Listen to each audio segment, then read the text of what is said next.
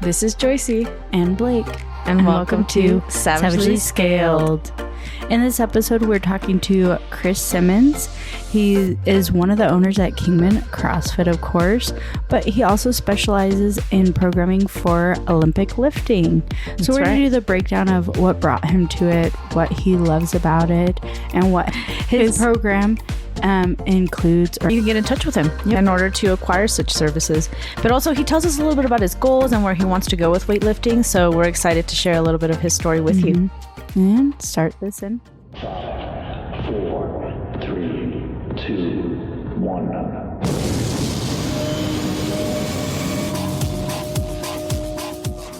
Okay, guys, we're back with Chris Simmons, and this time we're not talking about the affiliate. We're going over weightlifting and what he actually does amazingly.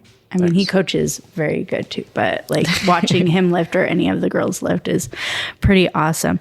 So, how long have you been actually lifting? Dedicating to weightlifting? Yep. 7 or 8 years, just pure weightlifting. Really? Yeah. I forget, like, I haven't known you for a long time. Yeah, so the entire time I've had this gym, I've been weightlifting, and then probably about 3 or 4 years before that, so 7 or 8 years. Nice. How did that start for you? Was it just like one day you were like, oh, you know, I'm going to give this a shot and just start watching videos, or how did that happen for you? Well, we're going to have to go back. We're going to have to go back quite a bit. I told this, I think, on the last episode. Amanda got me, I was working on trying to be a professional rock climber. I had a decent Instagram following, and I was kind of more like Insta famous before like Insta famous was famous. And so I was rock climbing at a pretty high level, but also making good content. And then Amanda joined the gym. She got me a membership to the gym. And I was like, man, I really don't want to get bulky because rock climbing is a weight class sport kind of. And so I started doing CrossFit. I lost weight immediately, but then like the competitive side of me kind of kicked in a little bit, and I was trying to compete with a lot of the other bigger guys inside the gym, and I just couldn't lift any weights because I was so small. I was maybe like 155 or 160, and for comparison, I weigh like 205 pounds now. Yeah, because I remember pictures, and even when you showed me like the time that you were lifting us, like the snatch, you're like, yeah, it's horrible. And I was like, no way. And then I saw the video, I was like, oh, I don't even see that in you ever. Who is that? So I did that. I did the CrossFit thing, and I was like, man, I have to get stronger at Olympic weightlifting because I'm not good at any of this stuff. So I was like, all right, I'm going to dedicate 3 months to weightlifting. And I found a program. I started with Invictus Weightlifting through Jared Anderton. And I started doing that. And I think I got about 2 months in. And I was like, well, I should just like see this all the way through. I should do a meet just so in case anybody ever wants to do a meet, I'll know how to coach them and kind of get an idea and experience thing. So I did my first meet. It went okay. I think I PR'd stuff throughout there, but I wasn't lifting anything close to what I was lifting here. I don't even think I had like a 200-pound snatch. And I was like maybe clean and jerking like 275. I'll speak in pounds for you guys. Thank you. But I was maybe clean jerking like 250, 270 or something like that. And then I liked it so much that I did another one, and I went up to Vegas and did one there. And then I qualified for the American Open Series. So if you don't know, weightlifting has different tier systems for their competitions. It's usually like a local meet, which most gyms host. And then you go into the American Open Series, which you actually have to qualify for. So you have to hit a total of your lifts at these local comps to go up to the next level. And I qualified for the American Open Series, and it was in Vegas. So American Open Series is like a bigger platform. It's huge. I think at that one time at Vegas, there was like 10,000 weightlifters that came. It was like the biggest weightlifting meet that like the world had ever seen because it was in Vegas. And they have just so many airports and stuff like that. So I did that, and then I really started to get like kind of hooked on it. I started gaining more weight, and I've been lifting since. And then are you still with Invictus Lifting, or who are you with through your program? No, so I did with Invictus Weightlifting probably for 6 to 9 months or so. But I was getting to a spot where my technique wasn't getting better. I feel like you can only go so far with like a template program, and that's basically kind of what it was. It's not any issues with like Invictus. It's just, I was following a program that was let out to, thousands of people. And I had specific issues in my snatch and my clean and jerk that I couldn't fix without personalized programming. So after that meet in Vegas, I reached out to Billy Bybee from Las Vegas Barbell, and we started working together. So I've been with Billy since, I don't know, probably 5 years, 6 years or something like that. I mean, as much as I've been competitive in weightlifting, Billy's been coaching me. Nice.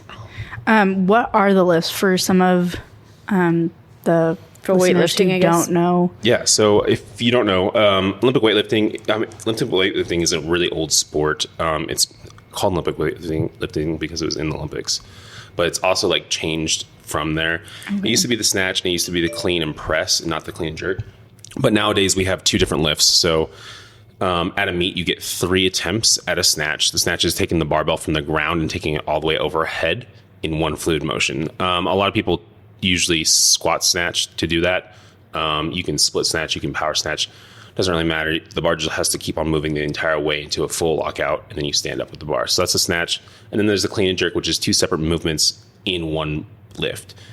Cleaning the barbell, taking the bar from the ground to the shoulder in one movement, and then taking the barbell from the shoulder to overhead in a separate movement. So a lot of people you can mix and match this however you want, but you can do a power clean, you can do a squat clean, you can do a split clean, and then to get it overhead, you can push jerk, you can split jerk, you can squat jerk. The barbell just has to go overhead in a locked out position in one big fluid movement.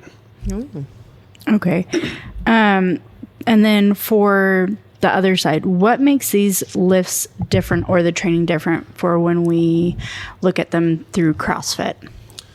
I mean, I think that's kind of like why I leaned over to weightlifting so much, was because it requires you to be so technically proficient at the lift that it doesn't matter how big you are.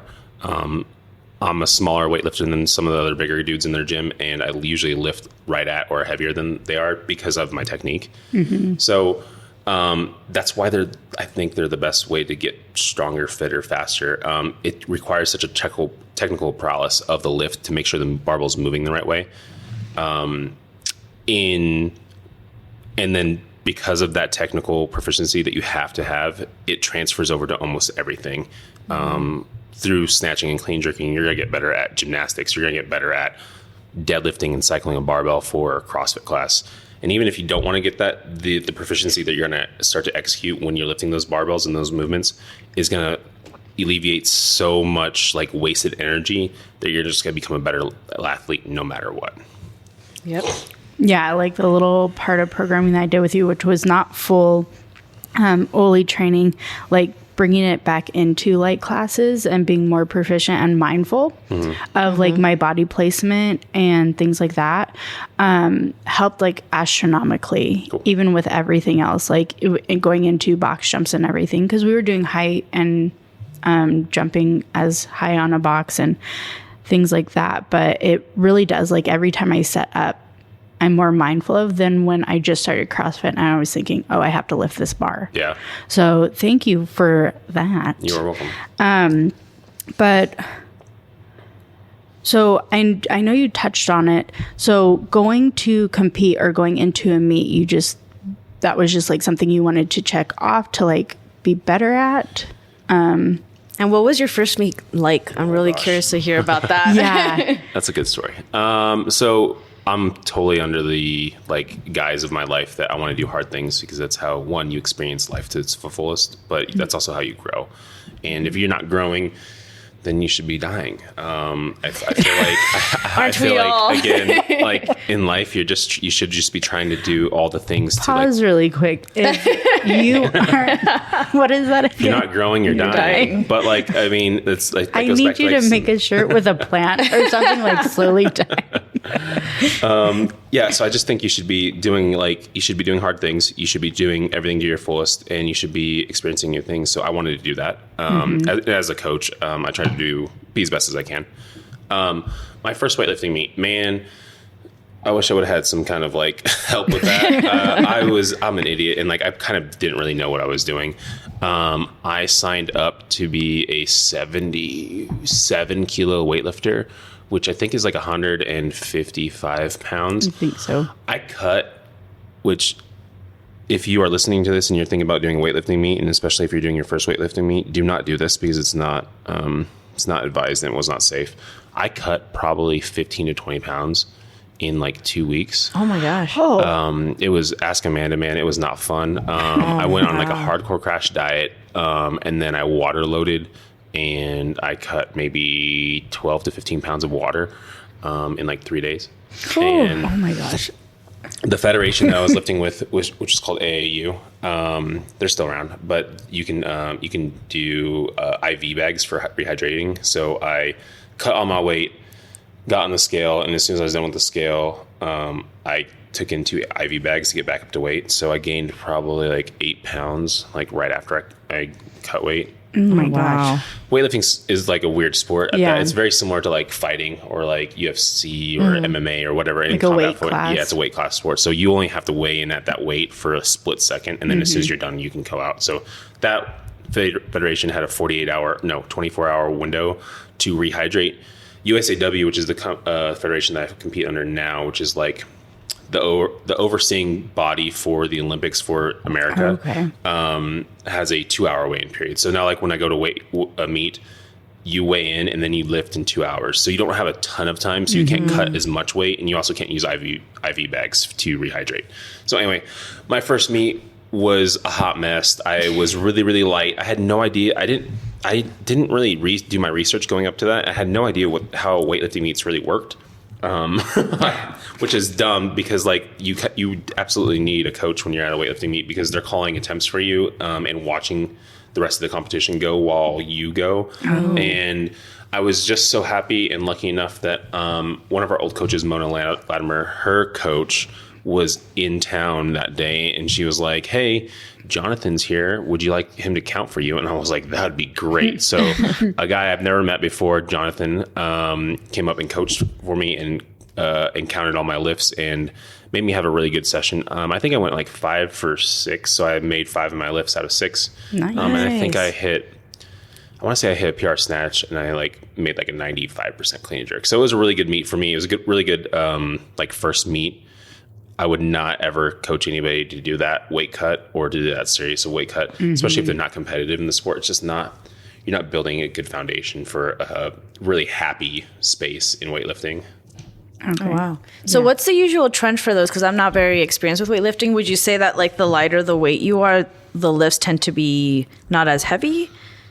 Well, so through science and all that stuff, mass moves mass. So the heavier you are, the more weight you will lift. Absolutely. And that can be, a combination of fat and muscle or whatever. But so as I've started my weightlifting career, I was way lighter. And then as I gained mass through just training and squatting and then trying to get stronger and eating Nutrition by Amanda, but I've gained a lot of mass through my body. So I'm probably like 50 or 60 pounds heavier. And I mean, my lifts are way heavier than like what I was lifting beforehand. Oh, wow. So going now into what you're doing nowadays with lifting, what does your training look like? Because it's not that template that we were talking about with Invictus. What does your training look like? So weightlifting training is and I talk with this about to all my athletes, consistency is the best key to success, right? So whatever we can hit consistently is going to lead to more strength, more gains, better technique, and all that stuff.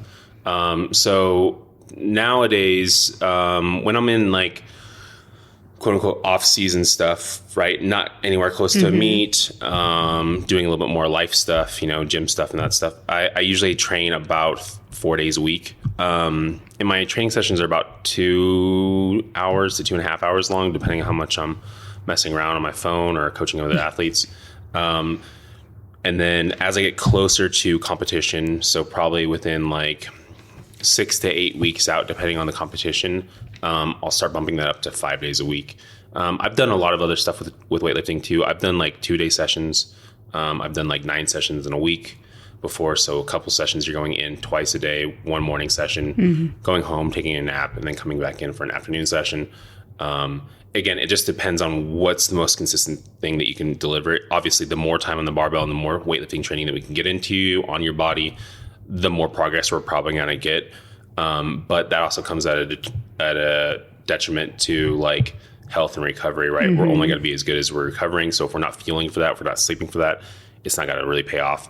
And it also just kind of depends on like the attitude of the athlete and like their experience level. But do you have your own kind of, what is it, weightlifting group or people that you are training for, like how you're under Billy? Yeah. So I'm a USAW level 1 coach. Okay. I believe we're still the only USAW affiliated gym in Mojave County. So if anybody ever looks for a gym to come training like weightlifting, I'm the only one that you can find. Obviously you can train wherever, but we're the only place with like kilo plates that like you can actually train with. So I own Kingman Barbell Club, which is my USAW club that I operate underneath of. I have a couple of athletes, and my athlete roster kind of changes throughout the year. But I have 6 to 8 athletes that are competitive weightlifters. And then I have a bunch of other athletes that I program for strength or for getting better at CrossFit, or I want to get my first pull-up, or I want to just look hot and sexy or whatever. Yeah. Do you also do things virtually? Yeah, absolutely. So I would say I think I probably have like 8 to 10 athletes in the gym right now, like in Kingman CrossFit. And then I probably have 4 to 7 athletes at a time, like when I'm doing like remote stuff. So remote athletes work pretty, one, you have to be kind of a special person to be a real remote athlete. I've been a remote athlete my entire life as a coach and an athlete. And it definitely takes kind of a different mindset to like come in and work out by yourself and not have like the companionship and community around you. But I have a couple athletes that I have some weightlifters, and I have some people that are just doing bodybuilding. I have some people that are just doing CrossFit and some strength stuff. But I do all online stuff too. So between them, I send them out spreadsheets or programming, and they send me back videos. They ask questions. We have weekly or monthly calls. We have FaceTimes. It's kind of blended, again, whatever you're going to be most consistent at to get you results. So before all that, when we set into what we're actually going to work on, we have a really in-depth meeting about consistency. What can you do? What can I do? And how can we make those two mash together to bring the best out of you and get you to your goals? Yeah. I think when I tried to sit down with you, it was like 3 separate meetings because you're like, no, what is your goal? And I was like, that is a goal. And I have many goals. That's not a goal. I need a more tangible goal. Some people take more time to work with, you know. Well, like with me, it's just like, oh, I want to be this. Like so simple in my mind, but it wasn't like anything that was going to be tangible for me to be like, oh, like I need to hit this. This is what I want to hit. And I feel like when you're sitting down talking to somebody, you're trying to get out what is their end goal. So yes, a goal, but it's not just like, oh, I want a 6-pack. Well, what is like your goal to like long term? From like, I want to lose, I'm at this weight. I want to lose 10 pounds by this. And to be like, well, that's not attainable. What is this over here? Right. Do you know, like, manageable of like sustaining that. So like, I feel like you really like break down what that person really needs for like, especially for weightlifting and for like what you did for me. Thanks. So it's really nice to have that coach. So they sat down with you and let's say they come to the gym. What does the first month look like? And they're with you. Oh man. Are we talking about like weightlifters, or are we talking about like I want to get hot mom bod? Weightlifting. Because they're both. We can go into the mom bod too. There's 2 different. I mean, I would say probably half of my clients are like, I want to weightlift, or maybe I make them weightlift. But half of them start weightlifting, and we start going through like not competitive career, but we start getting ready and set up for meet. Yeah. And then the other half of my athletes are like, I want to look hot as a mom, and I make that happen too. So weightlifters, realistically, the first week, the first 6 weeks are really hands-on. Weightlifting is such a technical sport that like if you're not doing the movements right, you're not going to get better at it. There's so many errors inside of the lifting that if the bar is not moving correct, you're not going to get better at it. You can get stronger and you might make small incremental changes, but unless we're actually working on those technique things, we're not going to have those big, massive jumps. And not that that's important, but like if we're trying to move proficiently and not get injured, that is super important. So a lot of hands-on stuff. I do a lot of like personal training with my athletes at the very beginning, just to make sure they're kind of dialed into like knowing what's going on with movements, how they're supposed to look, and then how they're supposed to feel. And then from that, usually after their first week, everyone's first week kind of looks the same. It's kind of like snatch, clean and jerk, back squat, and I kind of get an idea of how they're moving. And then after that, the program gets really, really personalized to like what's going on with them, whether it be shoulder instability or leg instability or weakness or back weakness or anything like that.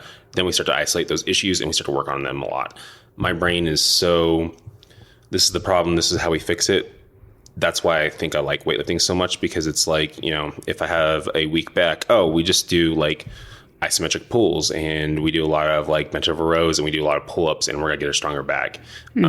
So in that way, I take that idea and kind of move everyone's programming through that. Like, what's wrong with you? How can we fix it? How can we get it closer to our goals?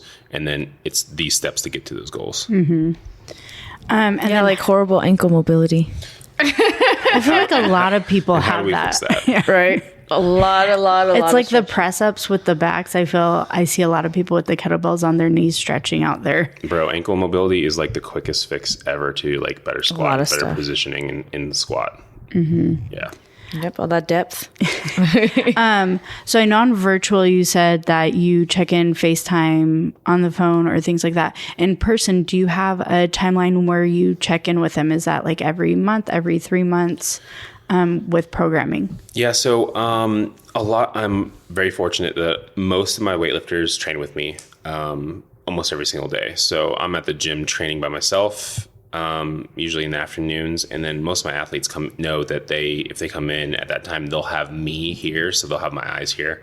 And then from there, we usually just kind of setting up a meet. So we look ahead, 3 to 4 months out, and we find a day that works really well for everybody and a meet that's close, and we make an anchor point, and then we kind of work backwards from there. So if the meet is on this day in December, we're going to work backwards and start working towards that meet in like a structured plan and manner. So I do that with all my athletes. And then usually after our meet, your body's kind of tired. We take a little bit of time off. That can be anywhere from 1 to 3 weeks, depending on the athlete and how long the training session and how long of a cycle they've been going on after that. And then we have a sit down after that. We have a sit down after the meet, and we kind of talk about what went well, what didn't go well, what could they do better, what could I do better as a coach, and then we kind of re-game plan what the future goals are. Do we want to continue weightlifting? Do we want to continue getting stronger? Do we want to continue competing? Do we not want to? Do we want to do whatever else?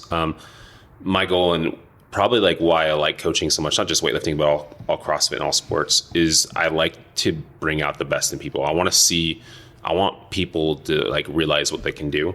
Because I was that kid too. I was that person that was like, man, I'm never gonna snatch anything good. If you watched videos of me from like weightlifting when I was very beginning, I jumped like a whole 1.5 foot forward. Wow. I mean, I was barely snatching like 135. Yeah. So to see like that excitement that I remember having in other people and like being able to like help people get that is super fulfilling to me. So yeah, we have a nice little meeting at the end, and then we kind of go and basically just do it all again.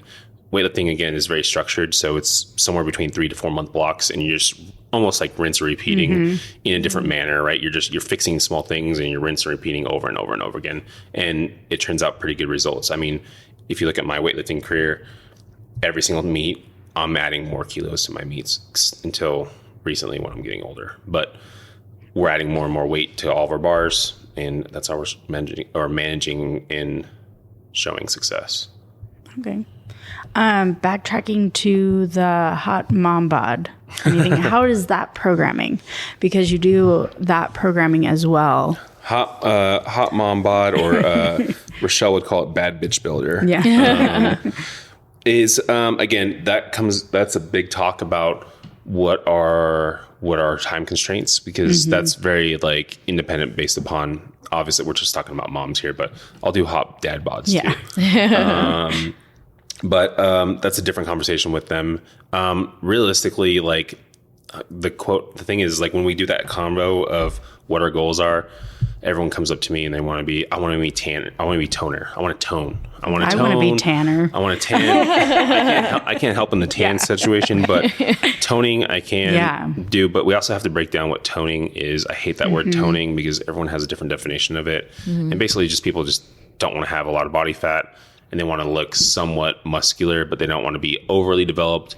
And that's kind of the general guise of what they're asking for, but we have to like delineate that inside of conversation. Yeah. And then we have to like kind of think about like what the ideal body is. Do you want to look like Danny Spiegel? Do you want to look like, Megan Fox? Do you, or whatever, whoever you're idolizing and whatever you're looking for in a body type, like, we need to kind of like think about what those goals are. And then we kind of need to dissect like, okay, if we want to look like Danny Spiegel, we're gonna have to squat a lot. Right. So, we look at like what time constraints can they like hold on to? And then, how much time do I want to work in the gym?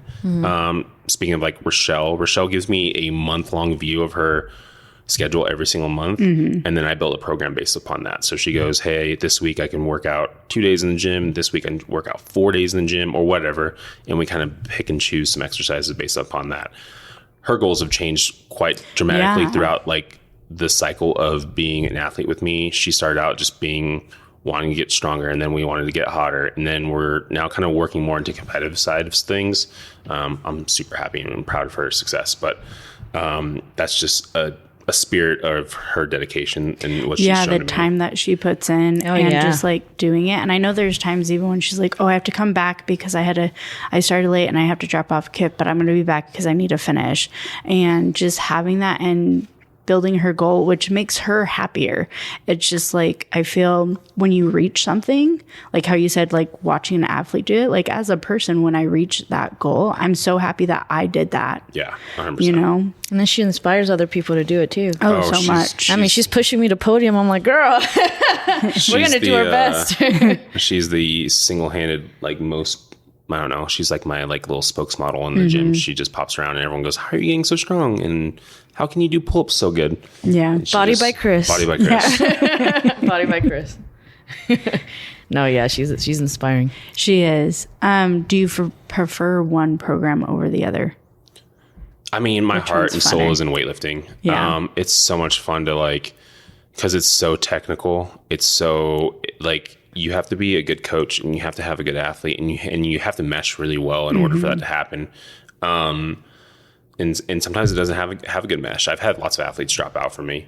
And that could be my fault. It could be their fault, or it could just be we weren't a good pair. But when it really syncs up and things like really, really hit, it's so rewarding. Like, and I don't even care about the weight on the bar. Like, yeah, is it cool if people lift like heavy weights? Absolutely. It's really cool. Is it cool if they podium or they win stuff? Yep. Is it cool if they like qualify for bigger meets? Yes. But realistically, seeing them improve and like just getting better at the movement is like big hurdles, and then taking them from that and like seeing them like do things that they didn't think they could do. Lindsay snatching way better than she used to. She has a little injury right now, but she clean and jerked a PR before she injured her arm, and I know she's listening. She had like a little she had like a little happy tear in her eye, and that was just like the thing that made my entire week that week. So it goes for all my athletes too. Whenever they're snatching a PR or whatever and hitting better lifts, that's what I want. That's the feedback and the thing that gets me off on weightlifting. Hot mom bod is fine.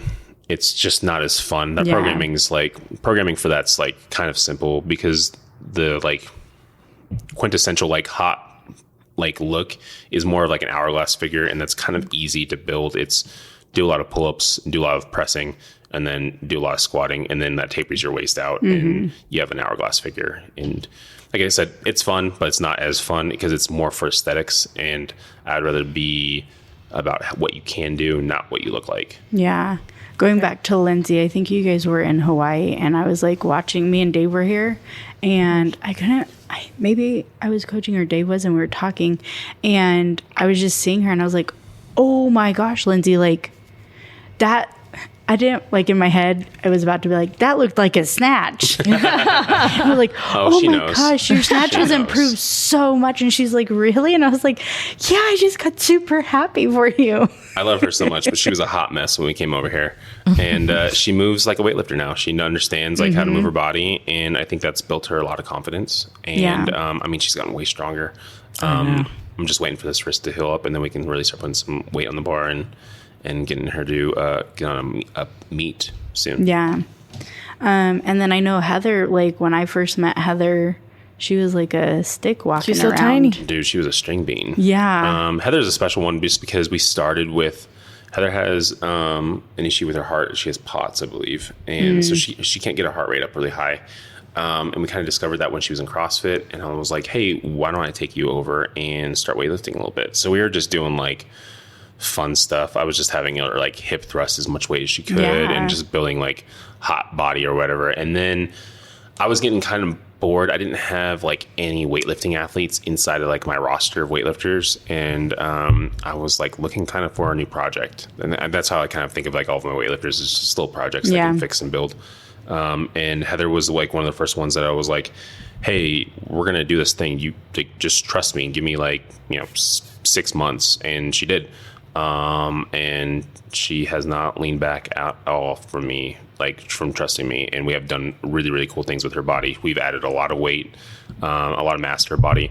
I say that in the best possible way. She's like, I want to say she's got to be like 15 or 20 pounds heavier than what she was. Her body filled in because it was like, oh my gosh, your body, and again, wording, looks like a body. It just looks like she is healthy and she can lift heavy things and she's able to move her body. Yeah, and she's I'm like, lifting way heavier stuff than she's ever lifted in her entire life. Yeah. And eating more food than she's ever lifted in her entire life. And probably I would be arguably looks better than she's ever lifted in her entire life. Yeah, because I mean, her butt is amazing. All muscle, I was like, where was that when it wasn't even here? That is straight up just squatting. Dude. Weightlifting just builds weightlifting builds a really cool looking physique. And I feel like even if you don't do weightlifting for aesthetics, it just builds a good physique. Like you don't see weightlifters and you go, they're gross. You see weightlifters and you're like, what are they doing? Because it builds a bigger back. It builds a huge butt. And it's a good physique for most people. Buns on buns on buns. Yeah. I think that some people just look at it and it is very like depending on like the hour that you come, like you could be working out by yourself and some people don't. Like that's a hard drive. Yeah. Because I even remember sitting down with Maggie and Joyce and I was like, hey, it's going to be rough in those months or that week, but you just have to, that's where you start to build your mind and being like that, you can do that. Cause there's times now that I'm okay, like working out by myself because I had to work out by myself for programming. And it's like, I do like the classes, but I have to tell myself I can lift this and correctly in classes. You do have your friend who sometimes you just like, your brain just goes and you're like, oh, I'm just lifting.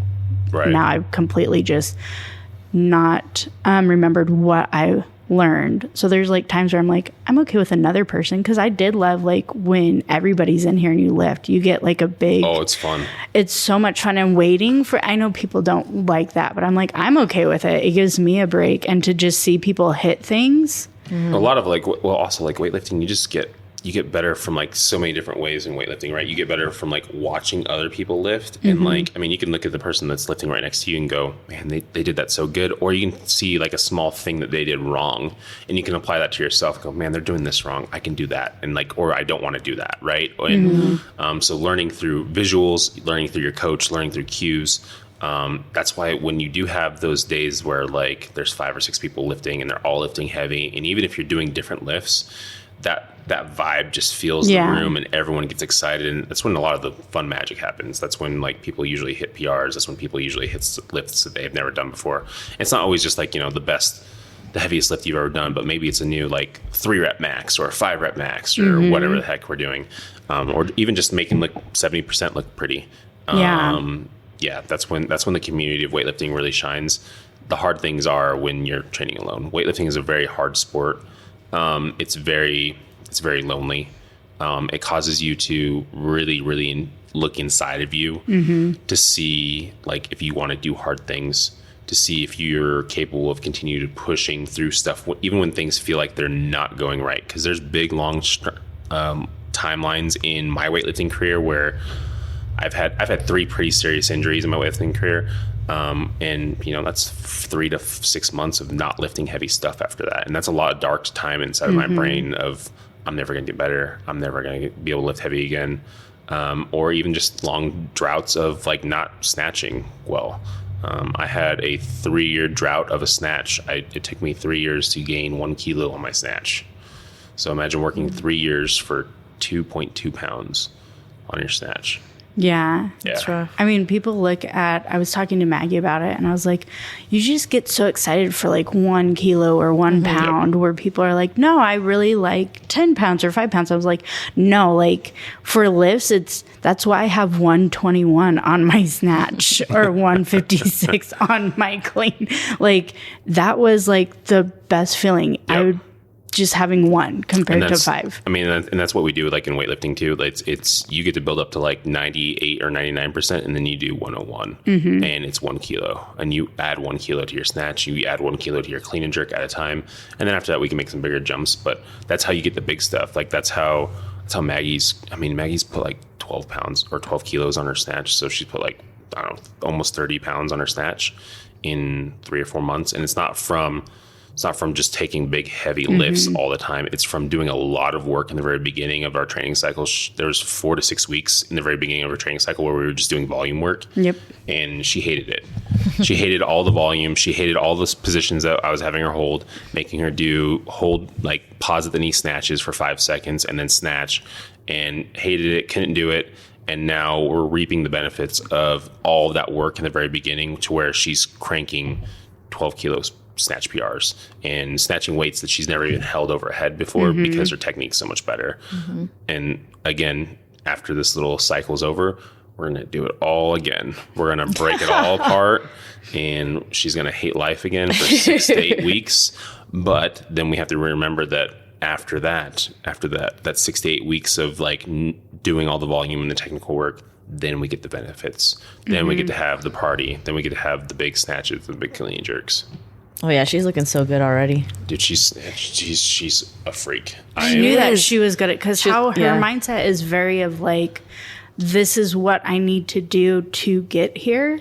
Where I was like, don't go off of my mindset. My mindset is ADHD where I can't. And then like if something's really crappy outside of the gym, it's going to be lifting too. So like with her, she can just focus on that. I have to do this right now. And sometimes there is a pushback of like, oh, I don't like this part, or this is too much. But I feel like with Maggie, if you like just tell her like, hey, this is why, she tends to be like, oh, okay. And then she'll do it. No, yeah, absolutely. And I think that's how my brain works. And that's why I get along with Maggie so well, is like my brain works like I like in my programming. I have, 5 snatches at 70%, 4 snatches at 75%.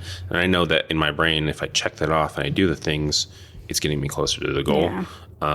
And on the opposite side, I also know that when I miss those things, I'm not getting closer to the goals, which is also the dichotomy of like weightlifting. Is it good for your mental health or is it bad for your mental health? There's tons of memes out there on that stuff, but it's like this big, like evil devil and like angel on your shoulder. Like, do you like weightlifting or do you not like weightlifting? And it's a big balance, but I always come back to loving weightlifting and what it's done for me, my confidence, my knowledge for the gym, my knowledge as a coach, and my abilities as an athlete. So what's the goal for the Barbell Club, or even just for you in your weightlifting? Like, where do you see it going? Where would you like to see that go? Oh, so there's two things there. Me personally as a weightlifter. Start with you. So I competed I'm a master's athlete. I'm 37. I'll be 38 next year. So I'll be competing as a 38-year-old next year. I want to win Masters Nationals. I came in second last year by 1 kilo. That's going to haunt me for the rest of my life. So I lost the gold by 1 kilo, and I had all the things. My coach did all the right stuff. He put the right weights on the bar, and I just didn't do my job. I didn't lift the bars. So I want to go back and I want to win Masters Nationals. I'm pretty close to, I hold our region's record in clean and jerk. I'd like to bump that up a little bit. I can definitely do a little bit more. I think I hold it at like 148 or 149 right now, and I can definitely bump that into the 150s. So I'd like to do that. And then I'm not sure. I'm getting to a spot where I've been competing for so long and I haven't decided really what I want to do after I win nationals. But that is my big goal. So I have AO finals in December, which I'm training for right now. And then that will lead into Christmas. I'll take a little time off, and then I'll get back in shape for nationals, which is like in March or May or something like that. And then I'll crank that, hopefully win, and then I can ride off into the sunset. Nice. Go to Disneyland. Go to Disneyland. For me as a coach in Kingman Barbell Club, I have yet to take somebody and qualify somebody for an American Open Series, which again is like a lower level meet. But it's a meet that you have to, like, in order for me to go to like nationals, I have to hit a total. But that everybody that I'm trying to bring up right now is more at the beginning stages of weightlifting. So they need to go to a local meet, and then they need to hit a total to go to American Open. The next one is in Ohio. It's in April of next year. So I'm really, really wanting to push my athletes to to qualify for that. That is my goal. In weightlifting, the only way you get more accreditations from a weightlifting coach is literally by qualifying your athletes for other stuff. So like you don't get to become a national coach until you get to take somebody to nationals. And I think there's stipulations on that. Like they have to be with you for 3 months, and they have to have competed with you for like 2 meets or whatever. But then after that, as a coach, you become a national ranked coach. So you're literally like measured upon the athletes you're producing, which is kind of cool.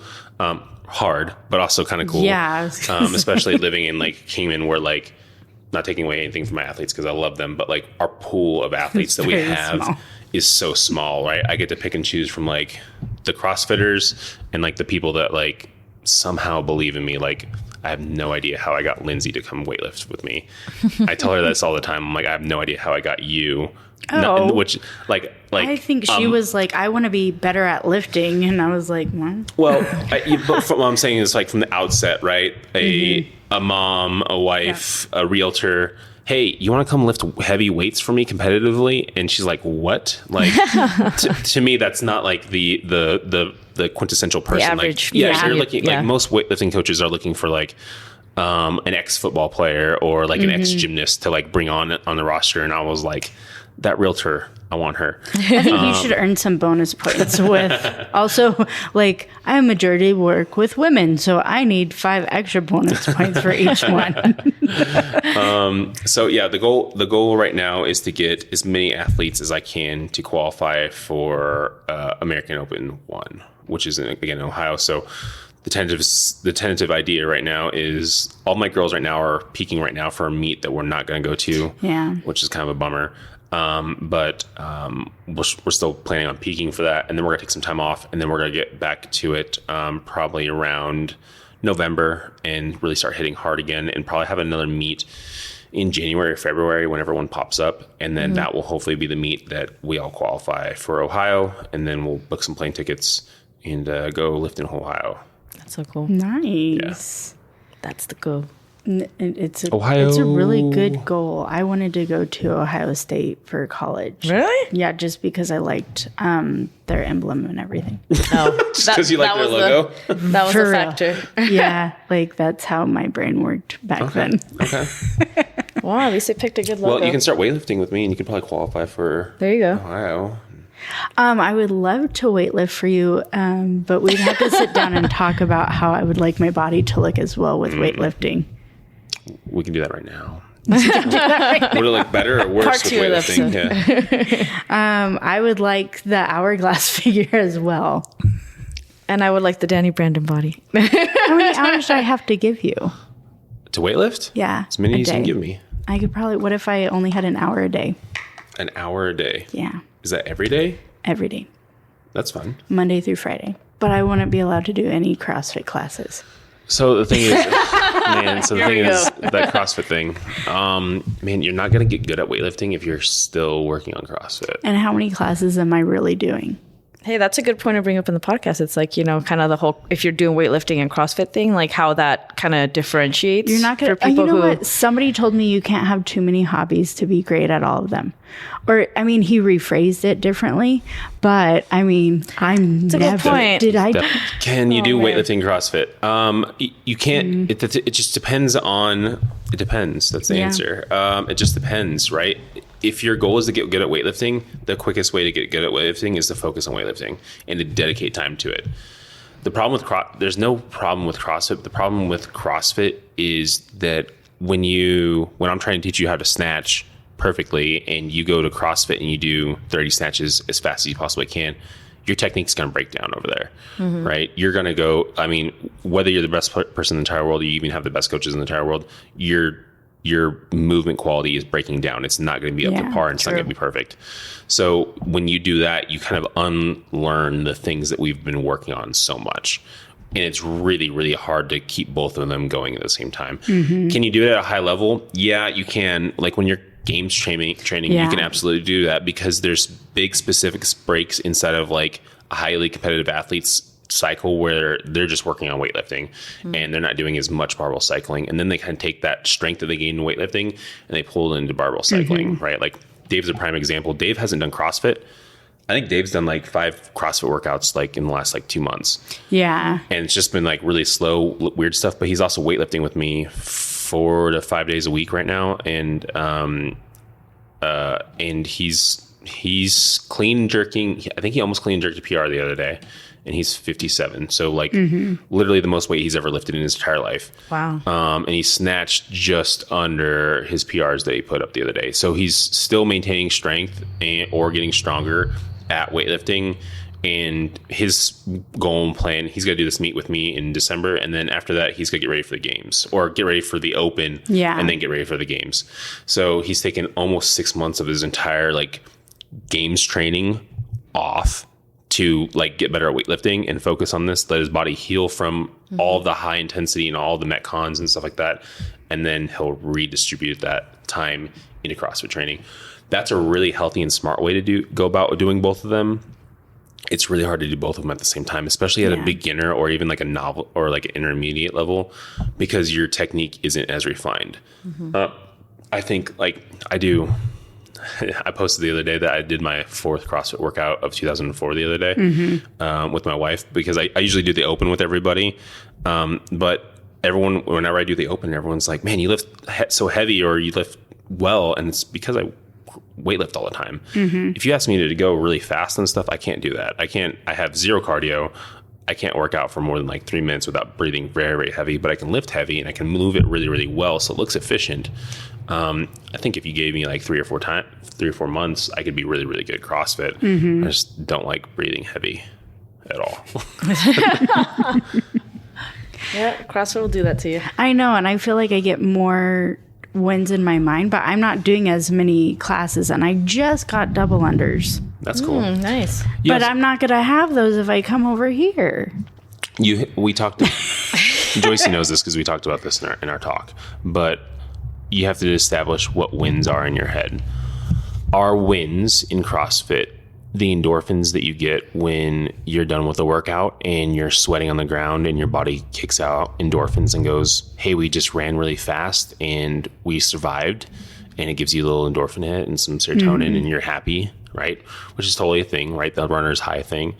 Or are the wins that you quantify in your head getting better at lifting? Because you're not gonna get as much serotonin in weightlifting, right? Because your heart rate doesn't ever get that high. We do doubles and triples, and that's about it. And there's lots of sitting down in between those.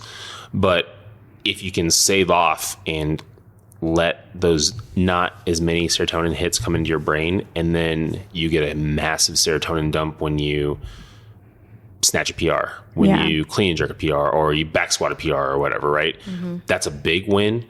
Can you let those big wins hold you over for training durations, right? Through blocks of training and in the ins and outs of training, right? So you have to learn that your body isn't going to be as happy weightlifting, right? Your mental state might not be as happy weightlifting because there's a lot of stagnation in weightlifting. You're doing the same stuff over and over and over and over again, right? You're snatching, you're clean and jerking, you're pulling, you're squatting over and over again. It's very simple stuff.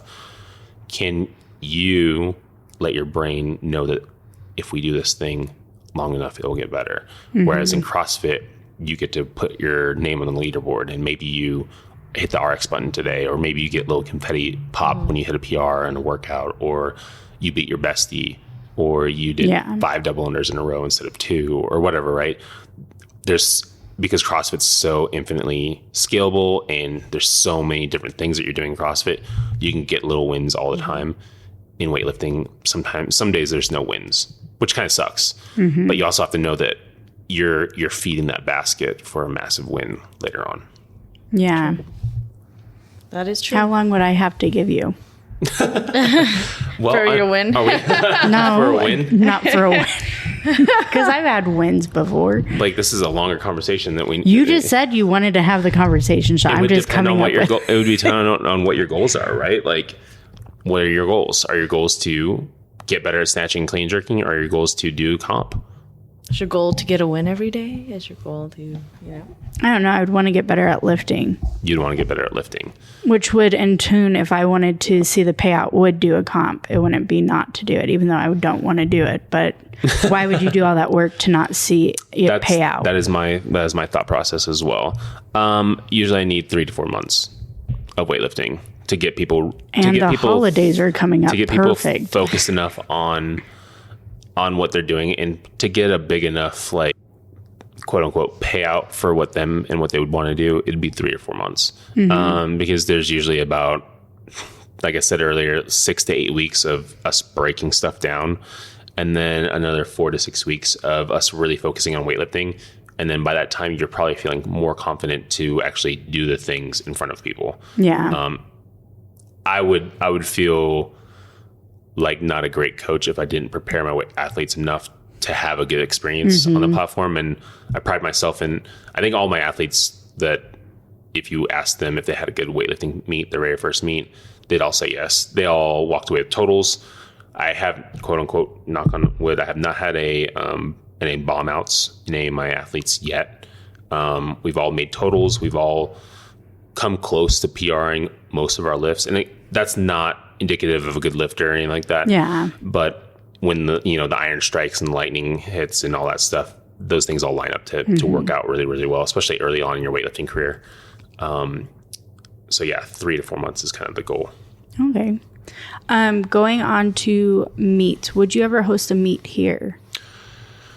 Billy asked me that. He's like, why don't you just host a meet here? And I would love that. That would be cool. Yeah. Honestly, probably not. We would need more equipment. Yeah, that's true. Yeah, I'd need like 3 or 4 more sets of weightlifting plates. We have enough bars here, but the thing is, like, weightlifters, we lift in kilos. So that's the international weight that we lift off of. So I only have 3 sets of kilo plates here. So I'd probably need like 2 or 3 more sets to really host a good size meet here. For a meet, my barbell club would need to grow a little bit more. I would need to get probably at least like 12 lifters that wanted to actually do it, and we can do an actual meet here. But as a sanctioned meet, a meet that like actually goes onto your accreditations as a USAW member. Okay. Would you, because I know this mock meet is like the first, would you do more mock meets? Yeah, I think we could do that. Yeah, absolutely. I think those are fun. Mock meets are fun, and like I said, it's just another chance to like heighten the senses of like of the lifts being important, right? Like I said earlier, in snatch you only get 3 attempts, in the clean jerk you only get 3 attempts, and if you miss those, like you don't really go on, right? Or you don't get a total. So practicing the thing that you're going to do to your best ability is always the best way to be perfect, right? Like, my lead up to nationals this last year, I had three like not training meets, but there were 3 days in my programming that were like, yo, this is the day that we're like actually going to kind of practice the exact things that we're doing, and you're trying to hit the total that you're trying to hit. Like, so I knew like those days going up into like my training, those were really important days. I'm trying to snatch and I'm trying to clean and jerk to the best of my abilities. So having a mock meet like this is really, really good. But we also have that throughout our training cycle normally, even if it's not like, this one's kind of like a bigger deal because I make a post for everybody on social media, but we usually do like a mock meet a week to 10 days out from our meet anyway. We call it Singlet Saturday, and we just put our singlets on and we actually lift. And it kind of, as a coach, it gives me an idea of where my athletes are, so I know what numbers that we need to start out with and how we need to look for our warm-ups in the back room for on meet day. But for the athletes, it gives them like one more chance to like lift something heavy, give them that confidence. Yep, I can still do this. I can do this well in my singlet. And then we kind of use that going forward into our meet. How does the back room go with meets? Like, oh, man. How are you warming them up, or just like, what are you saying to them? Yeah. So in order to kind of know that, you kind of need to know the idea of what happens at the meet. So at a meet, we already talked about this. There's 3 snatches and there's 3 clean jerks. The bar starts at an empty bar and it always goes up. So if someone asks for 50 pounds, everyone at 50 pounds takes the bar. And then it goes to 51 pounds. And then everybody who wants 51 pounds takes the bar. And it keeps on going up and up and up. After you weigh in 2 hours before this, you weigh in and you declare your openers. So you would declare, I want 60 pounds for my snatch, my first snatch. And so you wouldn't go out until the bar is at 60 pounds. But there might be some more people that lift at 50 and 52 or whatever. So as a coach in the back room, I have to there's a board that has all this stuff on there. As a coach, I have to count all these attempts out, and I have to try to time my athletes' warm-ups to make sure that they get warmed up in time to go out and snatch. Yeah. It takes a lot of practice as a coach, and there's no exact number and formation for it, because if you miss an attempt, you can retake that, but that gives you a 2-minute clock. So you get 2 minutes to take that attempt again. If I make my attempt and then someone else is coming right after me, that's a 1-minute clock. So there's a little bit of math, there's a little bit of guessing. And then also people can change their attempts too. I can ask for 60 pounds on my first snatch, but maybe my warm up's going really well in the back room and I want to go to 65. I can go out and change my attempt.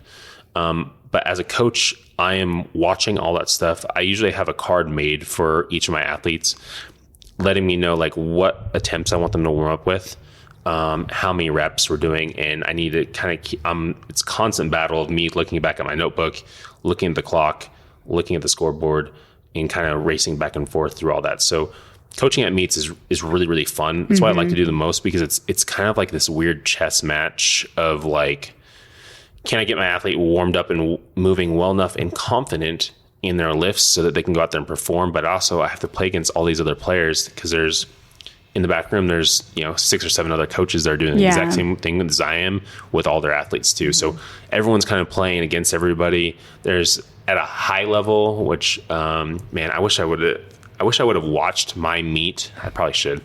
My meet that I competed at nationals, because I know my coach was coaching so hard against everybody else, because we knew we were in a spot for a podium spot and for a possible win. And my coach was definitely the best coach out there. And he was on it and burning other people's clocks and taking people's attempts. And like, if you were a spectator of the sport, you could hear him the most too, because I was watching him online and I was like, oh my God. So there's a little gamesmanship inside of weightlifting too. You can steal people's clocks, which is at a high level is pretty much done all the time. At local meets, it's not ever done. You're not. It's kind of shunned upon to do that. But a national meet like that, like you're playing for a medal, a win, a win. So you're taking people's clocks if you can, and Billy definitely stole a couple of people's clocks out there, so made them burn attempts or take attempts that they didn't want to take or weren't ready for. But yeah, the back room is it's a real chaotic mess back there, dude. There's people running around. There's barbells flying around. Wow. It's like somewhat controlled chaos. Most of the time when I coach athletes for the very first time, I just tell them to go in there, and I don't want you to do anything until I just tell you to do it. And they're usually just sitting down, and I tell them to lift this, or sit down, lift this, sit down, lift this, sit down, lift this. And then eventually I just grab them and then go, here you go lift it on the platform. And they're like, we're at now? And that's kind of the best way to go as an athlete. That way you're not really thinking about when you're going to go, what you're going to do. Most of my athletes don't really know what they're going to open up with. Sometimes if we're really close to competing or qualifying for something, we'll know kind of what numbers we need to hit, but most of the time they have no idea. And that's how I liked it as a coach or as an athlete too. Like at my last meet, I didn't know what I was doing. I just sat down and listened to my coach. You just sit down, and your coach is the driver, dude. You're just the monster truck. You're just the race truck car. You're getting driven, and your coach is just driving you, dude. And you just gotta listen to him. But that's probably the best way to have a meet is find a coach that you trust and just trust them the entire way through and let them drive you. Yeah, I really like. You can't be a control freak in weightlifting. You have to let go a little bit of it. It's stressing me out. Like I Like, can't like the breathe. thing is, I'm a Ferrari though, so I don't know. And I'm like, oh, that's a lot of control to like just be like, okay, It sounds like I'm mayhem. just gonna lift whatever out here. But I think that's what's part of the fun, right? That That's it's kind not of messy. fun. It is. Look I at like a roller not having coaster. to think about the number and then him just be like, go do it. I'm like, okay, I don't need to think about setting plates or anything. So like for my first lift, I would want to know. The other ones I wouldn't, which is weird. You say that until you're doing it in the back room. I know, because I was like, I've never done also it. in the back room, there's 15 other people with you, Yeah. right? And they're all lifting, and like you're watching them all lift, yeah. and like some of them are lifting way heavier weights than you, and some of them are lifting like really light weights, and you're like, I don't know what they're doing, and like, Yeah. But that's a part of like the warm up process, right? Like, so like at my last meet, I was the last person to snatch and the last person to clean Yeah. jerk, so I'm watching. If you were not educated or seasoned veteran on this, like you'd be kind of freaking out. Like, why is everyone else lifting so much heavier right now in the back room and I'm not? But your coach is like timing out your attempts and timing out everyone else's attempts. So like, you don't need to warm up right now. You don't need to be lifting the weight that's on the bar right now. You need to be like resting and recovering and thinking about your next lift. That's where like fitness and strength definitely plays a part inside of weightlifting, but man, there's a big mental battle inside of there where you need to calm yourself. You need to be able to execute when you can. Yeah. Like There's a lot for me. yeah. I mean, it's something also that I've never ever done. And am I going into my life right now with things that I want to do that I've never ever done that I can kind of do? Because it's not like I'm going to be like, oh yeah, I'm mountain biking now. Like I've lifted weight before. Built for mountain biking. Just Oh, that's another control. Like the road controls what you're doing in my brain. Not what I would do. I'd probably do the opposite. But like I know that I can lift something. I mean, I can't say I would never do it. And is it something that I'm like, I have things in my life that it would probably work out better, and I'm not doing as much CrossFit that I am now. That when I really liked, I mean, I still love CrossFit, but I mean, it is a discussion that I really want to have with you. okay. There you go. Yeah. Something to think about. Yeah. But for all the people who want to contact you and they're like, you know what, I love this whole weightlifting. Like, how can I sign up? How can I reach out to you to start something similar? How can our listeners get that process started with you? Yeah. Or reach out? So all of our conversations or all of our talks always start with like an in-person conversation or a phone call or an email or FaceTime or whatever. And we set that up based upon your availability and mine. You can reach out to me on my personal Instagram or Facebook, Chris Simmons or Chris Simmons X on Instagram. You can find my Barbell Club on Instagram as well, Kingman Barbell Club. And or you can reach out to me on email, xchrissimmonsx@gmail or kingmanbarbellclub@gmail.com, and I'll reach out to you back. Nice. I have a open roster for actual competitive weightlifters, and then I have some decent openings for Hot Moms Club too. Again, Or Hot Dads Club. or Hot Dad Yeah. Club. I've had like 3 hot dads. I have one that I'm working with right now. It's not the bread. I think the bread and butter is Hot Moms The Club. moms, Yeah. Especially at our gym. It's I mean, we're 90% female here, so lot of moms. I found And we live in the desert, so everybody wants to be in a swimsuit, a good swimsuit body. trying to get for bikini season Yeah. all year long. Yep. I want a winter body. But yeah, you can reach out to me on any of those platforms, and I will get back to you, and we can start working on your goals. Well, Sweet. Yeah. Well, thank you for sitting down with us. Thanks for having me. Yeah, and answering all our annoying questions. Yeah. And then really making me, gosh, I feel like Consider I have to make a weightlifting decision. again? Yeah. Yeah. Yeah. But Do it. Whenever you're ready, dude. I know when I jumped back in there and I was doing a clean because I was working out with Emily. I think it was at Prescott. That's when I hit a PR and I was like, oh my God, I hit a PR in my clean. I'm like, I'm coming back. Thank you, Coach Chris. every time I drop in, I'm like, oh, you better not mess up this lift because I it's a really don't want difference. them to be like, oh, you're from Kingman. Like, then they be like, gotta oh, you represent. actually know. Oh, yeah, it's because we have amazing coaches and things like this. Yeah. That's what I like to do. Yeah, Thanks. that's true. Got to represent. Yep. All right. Until our next meeting. That's right. Bye. Girl. Well, that was a fun interview sitting down with Chris Simmons. So again, if you guys want to reach out to him, he has a couple ways to get in touch with him. He has his email at chrissimmonsx@gmail.com. And again, all these will be in our show notes. He also has the Kingman Barbell Club at gmail.com. You can see him on his Instagram at chrissimmonsx. And he also has the Instagram page for Kingman Barbell Club. So you can reach out to him, ask him some questions about what his programming entails. Again, he has that Hot Mom Bod programming along with the Oli lifting. And those are all the ways that you can reach out to him. I know we've both actually done programming with Chris. Now that I think about it. Yeah, I've done like a CrossFit one. Weightlifting. And then I just signed up for weightlifting. And speaking of weightlifting, PR, baby. Yeah. Yeah, so he makes it happen. He really does. So if you really want to inquire on how you can be a part of our club and join the programming club, just give him a shout. He is, makes himself available to you. So just, reach out, get some information and make it happen. Yeah, and all of our findings are from him, along with editing and writing. This was by both of us. That's right. Blake and Joyce. And if you feel like this podcast is your swig of pre-workout, That's right. please subscribe. We do have a YouTube channel. We are hoping by next year to have some videos. Yay! And you can follow us on Instagram at Savagely Scaled.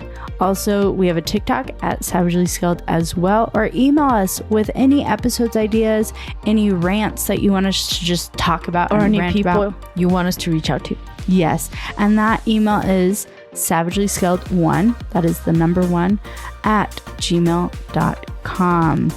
But remember, don't be a Karen, be a Sharon, and keep sharing. That's We love to read all this stuff on our Apple podcast reviews, along with you can reach out to us on Spotify through the comments, or listen to us on Amazon or any outlet that you have. That is right. So until We meet at the whiteboard again. Bye. Bye, guys.